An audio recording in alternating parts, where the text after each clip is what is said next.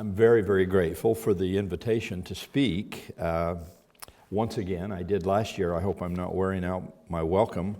Last year, I was invited to speak on the Mormon experience as refugees in 19th century America. This year, the Baroness has asked me to speak on the church's return from exile, so to speak. Its move from a period of persecution to a time and effort for integration, gradual emergence out of religious obscurity. To outline how the Church of Jesus Christ of Latter-day Saints, our official title, has re-engaged after a period of persecution, I wish to remind you of its beginnings. Then I would like to make a distinction between a refugee and a pioneer, illustrating this distinction through the prophet Joseph Smith's experiences. And finally, I'll share some anecdotes of modern-day pioneers lifting the church toward greater engagement and service. This is something of a case study. I'm conscious that it will be very focused on our story, but that's because you've invited us to focus on a case in history. Let me emphasize that as we do this, having been asked to do so, I hope that you will understand that our people's willingness to re-engage in society after a period of persecution, we hope will lend some light to others who have also experienced a refugee and persecution experience, and how their faith can be a source for renewal and hope for the future. In my remarks last year, I explained that the early Latter-day Saints in America faced seemingly insurmountable obstacles, being driven from one state to another, to another, to another, losing their beloved prophet Joseph Smith in a violent mob attack. He had only 38 years of age, and forced to migrate 1,300 miles over rough terrain long before the railroad connected the east and west coasts in the United States. The Mormons entered the Salt Lake Valley in what is now the state of Utah. But even from this dry and mostly uninhabited remote Rocky Mountain home, they continued to face persecution for their beliefs and their practices. At times, over the next several decades, some church leaders were jailed or forced to live in hiding. Many church members were disenfranchised. Laws were passed that threatened to seize the church's assets and properties, including houses of worship like our churches, chapels, and temples. The church and its teachings were smeared in national newspapers, and its leaders lampooned in political cartoons. These times were dark for the Latter-day Saints. Observers of the day would have thought that the church was on the brink of extinction. So, what motivated these men and women to keep the faith in the face of such adversity? What drove the Latter-day Saints to not only continue in the church, but to strive to bring their religion and ideas to the society around them? I was grateful last year to the Reverend Ruth Scott, who in this conference observed that the Mormons, and this is her quote, in the experience of persecution were able to see themselves as pioneers. Part of the answer to the questions we're posing today rest in that distinction between a refugee and a pioneer that Reverend Scott drew out last year. Forgive me for bringing a little French language across the channel, but the origin of the word refugee comes from the past particle of the French word réfugié, which meant in the 1680s to take shelter, to protect. And although the secular meaning of taking shelter and protecting likely included migration and relocation, in our case forced migration and relocation, for me it has deeper spiritual meaning than that. Temporal or physical refuge is certainly important. If we hadn't needed physical refuge, early Latter-day Saints would not have fled to the Intermountain West. However, of utmost importance to us is the spiritual shelter or protection that we took then and take now in our faith. This is important to anything I'm going to say to you today. As Psalm 9:9 reads, "The Lord also will be a refuge for the oppressed, a refuge in times of trouble." The word pioneer has evolved through time. For many, the word evokes the image of rugged men and women taking on the challenges of settling new lands. But in modern times, where there's less land to settle, but equally as much challenge to overcome, the pioneer spirit has persisted in the form of individuals who open us to new thoughts, new ideas, new ways of living, conquering those challenges. Baroness Emma Nicholson is, to my mind, a wonderful example of a modern-day pioneer. Of course, being a pioneer is not easy. It requires an inner strength for which many aspire, but few achieve. For Latter-day Saints, this inner strength comes from the conviction deep in their hearts that what they believe is true. And that conviction is the strength not only to endure, but to prevail. One of the foundation stones in every Latter-day Saints conviction, or personal testimony as we call it, comes from a 14-year-old Joseph Smith's 1820 reading of James 1 and 5 in the Bible. There he read, "If any of you lack wisdom, let him ask of God, that giveth to all men liberally and upbraideth not, and it shall be given him." Young Joseph took that passage at its word and retired to a grove of trees near his home in Palmyra, New York, so that he might receive an answer, a personal prayer. In his own words, he says, "After I had retired to the place where I had previously designed to go, having looked around me and finding myself alone, I knelt down and began to offer up the desires of my heart to God. I saw a pillar of light exactly over my head, above the brightness of the sun, which descended gradually until it fell upon me. When the light rested upon me, I saw two personages, whose brightness and glory defy all description, standing above me in the air. One of them spake unto me, calling me by name, and said, pointing to the other, This is my beloved Son, hear him." Thrilling in this revelatory epiphany, Joseph discovered his newly found conviction brought an onslaught of persecution.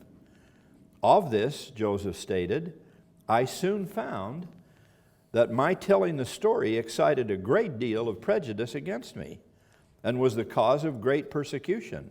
And though I was an obscure boy and my circumstances in life such as to make me of no consequence in the world, yet men of high standing would take notice sufficient to excite the public mind against me and create a bitter persecution.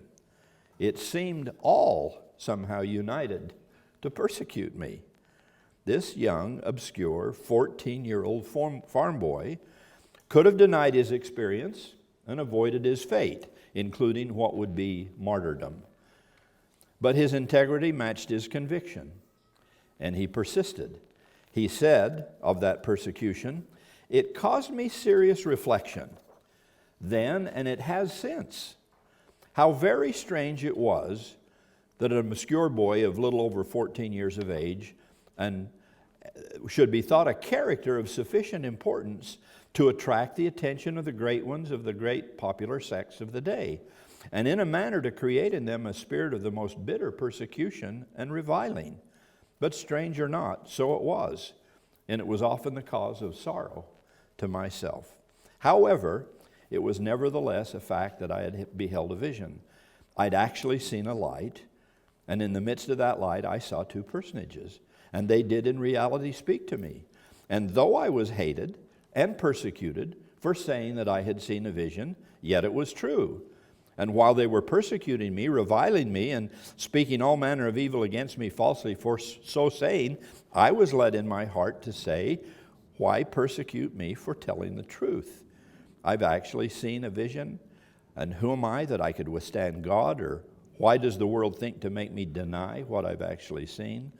For I had seen a vision, I knew it, I knew that God knew it, and I could not deny it, neither dared I do it. At least I knew that by so doing, I would offend God and come under condemnation." In a sense, that passage that I just read is something of the key to Latter-day Saints' survival and eventual success. Individual conviction leading to purposeful action, no matter how great the odds against it, is not only our story, but the story of so many individuals and many institutions, many faith communities that have made a difference in the world. Latter-day Saints continue to follow this pattern worldwide. They seek a spiritual witness. They ask for divine help. They strive to see that their action concords with divine will. Such spiritual conviction brings faith and works together in a way that can move mountains. An ancient prophet who lived on the American continent some 5 centuries before Christ is recorded in the Book of Mormon as saying, "Wherefore, we search the prophets, and we have many revelations and the spirit of prophecy. And having all these witnesses, we obtain a hope. And our faith becometh unshaken, insomuch that we truly can command in the name of Jesus, and the very trees obey us, or the mountains, or the waves of the sea." This personal testimony of God's existence, His power, His hand in our daily lives, is the fount from which Latter-day Saints draw strength when faced with life's challenges, great or small, like you and like so many others in the world. It is what moved the Latter-day Saints on their forced religious migration, sometimes on foot, pulling hand carts across the Great Plains of America into the Rocky Mountains. And it's what propels our members today to face life's vicissitudes with courage, determination, and hope. This individual pioneer spirit that existed in recent church history and continues today leads Latter-day Saints to engage in and try to contribute to society. In fact, to understand our people, you need to understand that their religious convictions influence all their actions, something Theodore just referenced. No matter how small or seemingly secular the tasks may be, for Latter-day Saints, these are religious issues of their faith. Someone has read, it reaches into every aspect of their daily life. Home life is filled with prayer, devotional, family gatherings, and daily teaching. A Mormon at work is expected to uphold his moral standards even while participating in the challenges of the business world. Relationships with others are to reflect the standards of love and respect that Jesus Christ taught His followers to uphold. Their faith is strengthened by Sabbath worship, but its influence is to be evident every day of the week." Close quote. Let me share with you a handful of examples, again in the spirit of a case study, a handful of examples of faithful Latter-day Saints. Most of you will recognize the name Marriott. It can be found on hotels in 122 countries and territories around the world. Some of you may even know that its founder, J. Willard Marriott, was a devoted Latter-day Saint. He exemplified the covenants referenced in our Book of Mormon, which reads, "Yea, you're willing to stand as a witness of God at all times and in all things and in all places, even until death, that you may be redeemed of God, that you may have eternal life." Bill was, as he is known, a witness by sharing his convictions about Christ and the church openly. For example, he placed not only a Bible, but also a Book of Mormon in each of his hotel rooms around the world. If including a Bible in his hotel room raised any eyebrows, then certainly including a book of Scripture from a minority religion would even do more so. He was also interviewed about his career and religious affiliation by dozens of media outlets over the years, proudly declared his membership in the LDS Church. On more than one occasion, he introduced the Mormon Tabernacle Choir at special performances. His actions show that his religious identity informed even his secular life. You could not separate Bill Marriott's religious motivation from his personal integrity and his business success. They're a part of his life, and they're a part of his legacy. You're probably also familiar with the name Mitt Romney, former governor of Massachusetts and two-time U.S. presidential candidate.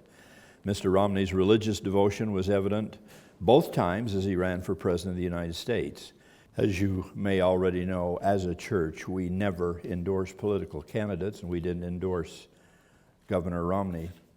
But we do take pride in those virtues of any public servant that would emulate that which is consistent with the gospel of Jesus Christ. Of course, most Latter-day Saints don't enjoy the level of notoriety that a Bill Marriott or a Mitt Romney enjoy. In fact, one such individual's commitment to his covenants led him from millions of dollars and stardom in the National Football League to teaching high school mathematics. During Eli Haren's senior year of football at Brigham Young University, he was listed as a prospective first-round pick for the National Football League's draft. Now, this is, of course, the erroneously named American football that I'm talking about, not real British football where you actually use your feet. Cultural differences aside, Eli was concerned that this possible career choice could hinder him as he tried to live his religion and keep his covenants, specifically a covenant to keep the Sabbath day holy.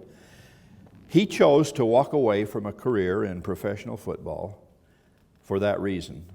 Two decades later, Haren has a firm conviction that his decision not to play in the NFL was right for him and his family and right for his religion.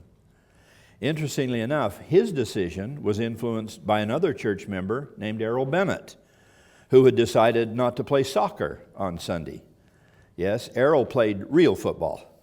In fact, according to some, Errol Bennett was a better soccer player than anyone in all the nation of Tahiti.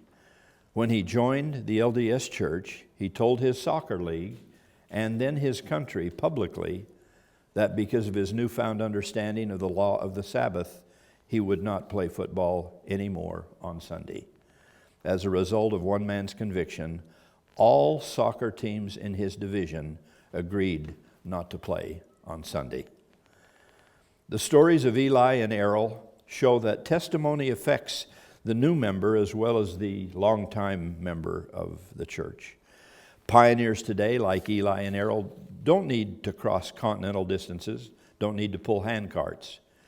The only vast wilderness they need to cross is the one between conviction and sometimes the society which surrounds them. Let me share a very recent incident that will strike closer to home for you in this room. 4 of our Mormon missionaries in Europe recently crossed that rocky crevasse between heartfelt conviction and Christ-like action. There, the missionaries significantly injured during the bombing at the Brussels airport on March 22nd, 2016. You will recall that 16 people died that day. Unfortunately, such horrific scenes are all too close these days. Some of you may have known the injured. If not from Brussels, then perhaps the recent terror victims from the UK. One of our members lost her husband during an attack here, a victim Baroness Nicholson has personally ministered to. The missionaries in Brussels were blessed to have wonderful medical care to help them physically heal from this terrible event. But their faith helped them heal emotionally. This adversity could have driven the affected missionaries into isolation, turning them away from the community and the world. However, expressing their faith allowed them to work through the pain, and if anything, in the lives of these 2 young men to whom I've stayed very close, the opposite is happening. They're doing wonderfully, wonderfully well in society. We hope that our people continue as pioneers today, thinking of themselves more as a pioneer than a refugee. We want them to engage vigorously with the society in which they live and contribute to those around them who are in desperate need. That pioneering spirit, anchored in a testimony of Jesus Christ, continues to raise the church out of some obscurity from its refugee past and give its members the courage to face the challenges of their lives. As invited, I have spoken today of just one religion's effort to rebound from refugee status and make a contribution to the society from which they were once alienated. Other faiths have different histories and have different reasons for their resilience, but they too are children of God. Whatever their experience, room needs to be created for the sacred beliefs and righteous religious practices of all people. Many will sometimes need various resources of various kinds just to survive: financial, educational, medical, etc. But I hope it's been clear in what I have said that I believe religious communities have one crucial resource which, above all others, will help their members through life challenges, including the extreme test of being an exile, a refugee, persecuted. That resource is the full and free exercise of their faith, allowing them to pull deeply from the well springs of life that are sacred to their tradition, whatever that tradition may be. That is a need that must always be met, a right we must always guarantee. Thank you for listening. Thank you for caring. Especially thank you for caring about the disenfranchised and the downhearted. We were among that number once. And now in better times, we're determined to do all we can to assist others like you who face the same fate. We join you in that effort. We salute you for being the men and women you are. Thank you for the invitation today.